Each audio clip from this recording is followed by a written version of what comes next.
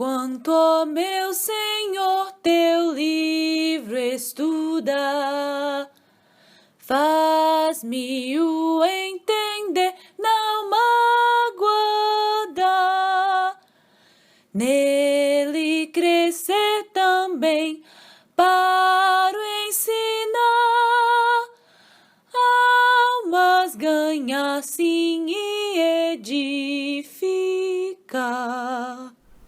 Vamos começar hoje um curso de hermenêutica. Hermenêutica significa como interpretar a Bíblia. Como interpretar a Bíblia, nós estamos interessados em como interpretá-la seguindo os princípios que ela mesma ensina. Não queremos seguir outros princípios, queremos seguir os princípios que ela mesma ensina, ou diretamente ou como consequência de sua natureza.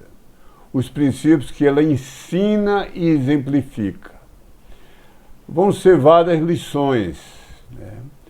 Mas podemos agrupar em 7 capítulos. Talvez sejam 30, 40 ou 50 vídeos, mas agrupados em 7 capítulos. Primeiro, hermenêutica, sua definição, os princípios usados na interpretação das Escrituras, uma visão geral deles. Então vamos ver vários princípios, depois vamos para o capítulo 2, as regras preliminares. Regras importantes, mas talvez óbvias demais, nem precisam ser explicadas. São regras do bom senso.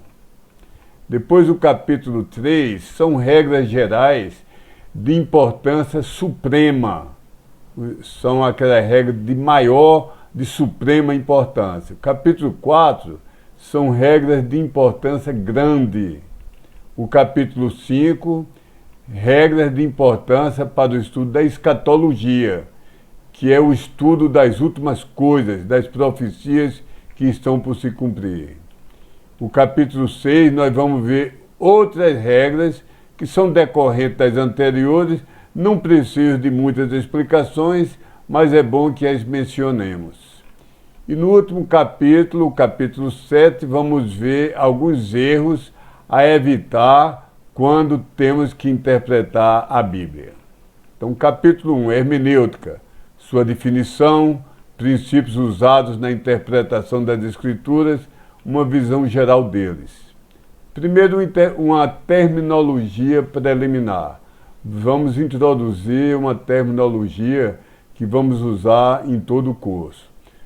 Definição: hermenêutica bíblica é a ciência que estabelece os princípios, as leis e os métodos da interpretação da Bíblia. Essas leis e métodos têm que ser bíblicos, extraídos da própria Bíblia, ensinados por ela, exemplificados por ela. A razão de ser da hermenêutica, o alvo da hermenêutica, é que todos e quaisquer crentes, desde que sejam 100% honestos e sinceros, cada um isoladamente dedicando todo o seu esforço pessoal, guiado somente pelo Espírito Santo, não pelas tradições humanas, esforçadamente estudando por longas e intensas horas, estudando somente as Escrituras que tanto venera, usando dicionários, mas não tradições humanas, usando somente as Escrituras. Todos esses crentes, isoladamente, usando as mais sãs e bíblicas regras de interpretação, entendam uma só coisa. Isso é, aquilo que realmente Deus, o próprio Deus, revelou na Bíblia e não em outros locais. Então entendo que Deus revelou na Bíblia sobre todo e qualquer assunto, em qualquer versículo da mesma. A palavra exegese vem de 2 componentes gregos. Primeiro, o ex significa saído de dentro para fora. E higiomai significa conduzir, guiar, trazer. Portanto, etimológica e originalmente, exegese significa obter o sentido na direção de dentro do texto para fora, isso é, para a doutrina que adotarei. Então significa extrair de dentro da Bíblia, não das traduções, não da minha mente, extrair de dentro dela aquilo que eu vou crer, ensinar, aquilo que vai ser doutrina, aquilo que vão ser meus dogmas, dos quais eu não abro mão. Fazer exegese o que significa fazer exegese? É o mais rigorosa e cuidadosamente aplicar as regras das mais sã, honesta e bíblica hermenêutica, a fim de se tirar de dentro do texto bíblico e só dele as doutrinas sãs a que devemos e queremos nos prender. Fazer exegese começa com os textos da Bíblia e termina formando doutrinas e dogmas que os refletirão com toda a perfeição. Exegese, isso é, tirar de dentro da Bíblia, é o único modo bíblico de nos aproximarmos da Bíblia, o único que crente sincero deve adotar, o único coerente com a doutrina de inspiração inerrante, infalível, plenária e verbal da Bíblia. Isso é, se a Bíblia, como nós cremos, foi assoprada por Deus, palavra por palavra, de forma inerrável, nós queremos entender as palavras de Deus.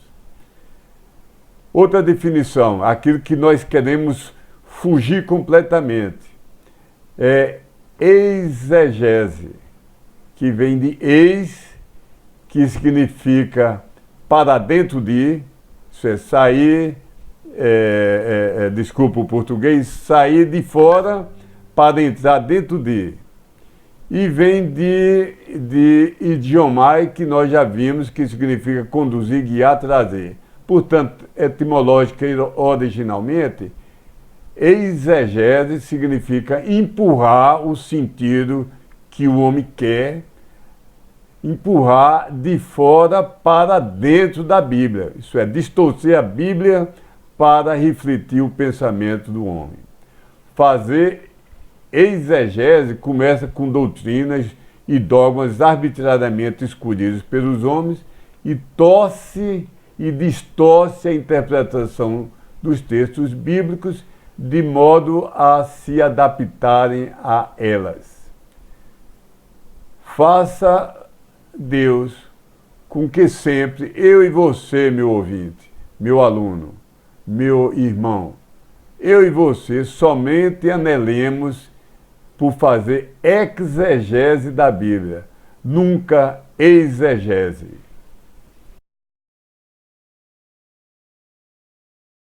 Em 1.1 nós vamos ver o princípio do alegorismo. Isso é, no capítulo 1 nós vamos ver vários princípios e o primeiro é o mau princípio do alegorismo.